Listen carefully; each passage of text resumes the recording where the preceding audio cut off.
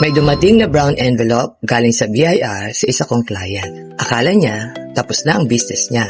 Pero ang nangyari, hindi mo aakalain. Story time!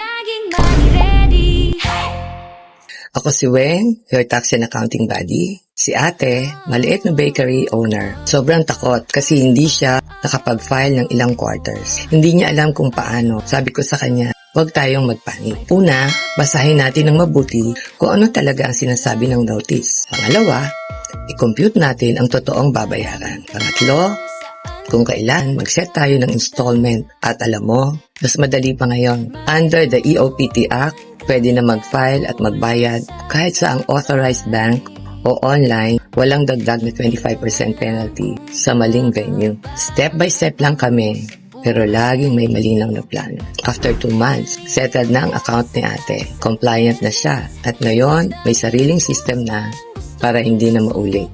Hindi na siya natatakot sa brown envelope. Naging kampante. May natatanggap ka rin bang notice na di mo alam, i-handle, comment help, at gagabayan kita. Save this bilang reminder na may solusyon lagi at share sa kaibigan mong kinakabahan din.